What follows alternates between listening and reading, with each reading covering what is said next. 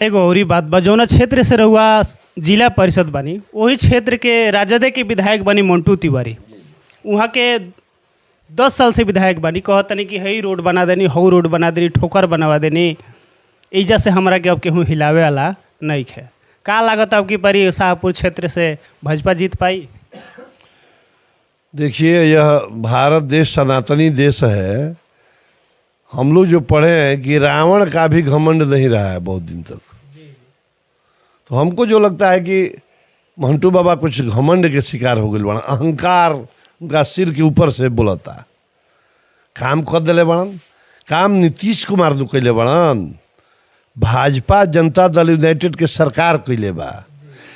तू विधायक हव भैया, तू अपना फंड से जौन कैल तौने नु तहार काम भइल।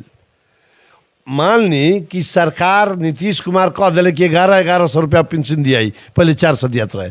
अब मंटू बाबा कह कि हम ही नु लिखनी है, हम ही कहनी है तो 1100 भइल बा। बताई तो बकल उलई के कोनो सीमा बा? मुख्यमंत्री ग्राम संपर्क पथ योजना चलता है, मुख्यमंत्री ग्राम उन्नयन योजना चलता है, मुख्यमंत्री ग्रामीण पथ निर्माण योजना चलता है, प्रधानमंत्री पथ निर्माण योजना चलता है। उसके तहत तमाम रोड बन रहे हैं।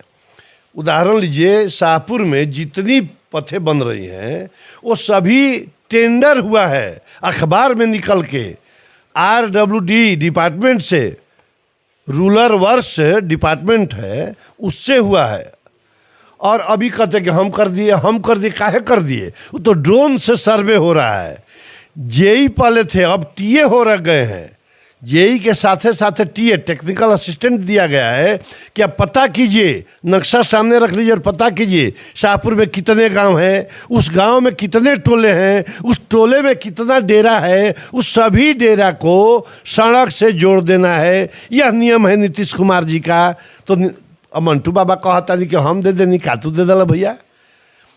यदि दे दिला ना, इनका चिंता रहित तो पूरा शाहपुर विधानसभा में जतना बाजार बा, बगही बाजार, रानी सागर बाजार, बेलवनिया बाजार, करनामेपुर बाजार, करजा बाजार, गौरा बाजार, सार्वजनिक शौचालय काहे ना दे देनी है? कल्पना करी तो महिला बेटी बहन जाता रही सब्जी किने बाजार करे, गहना बनावे, तो उनका शौचालय जाए खातिर सोचे के पड़ता कि हम केने जाएं। दुकानदार से पूछता रही। यदि इनका दिलेरी रहित, कुछ चिंता रहित शाहपुर के जनता के, तो सार्वजनिक शौचालय दे देते। और उसमें अब नियम आइल बा कि लोकल नौजवान लड़का के उसमें राख देते, रख रखाव खातिर। तो ओकरा भी आमदनी हो जाए, रोजगार भी होइत और सब लोग के कल्याण भी होइत। तो यहाँ के बस अपन बेचतनी, अपन बेचल यहाँ के योजना है। अब बताई, यहाँ के चापाकल गड़वाओ तनी 76,000 के चापाकल, वो चापाकल 16,000 पर मिल जाई। 76,000 के एगो चापाकल देतनी, आ वो चापाकल माने हमरा लागता कि 16 तो जदे कहतनी, माने 6,000 पर चापाकल गड़ जाए रवे पंचायत में। कौन यहाँ के काम अच्छा काम कर में हमरा के जनता, हम हे जनता रवे से पूछता नहीं कि यहाँ के का कर देनी है सार्वजनिक काम। सरकार जो कैलसिया, अब सरकार बनौलस पटना से बक्सर 4 लेन, तब विधायक जी कहें कि हम ही बना देनी है। कतना मजाकिया मूर्खतापूर्ण बात बा।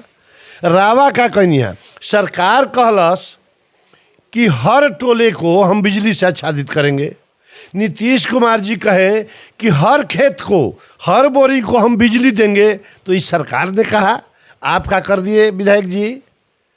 आप केवल क्या किए हैं? ठगने का काम किए हैं। गोवर्धन पहाड़ बना देनी, केवट भगवान मंदिर बना देनी, रविदास भगवान मंदिर बना देनी। ये बाबा, वो ये पूजा कैसे हुई? घी के फूलबत्ती कैसे जरी पैसा रही तब नू? सुगंधित अगरबत्ती कैसे जरी पैसा रही तब नू? प्रसादी कैसे बटाई? मंदिर बना देला, बहुत अच्छा बात बा। वही तो हम भाजपा वाले करते हैं।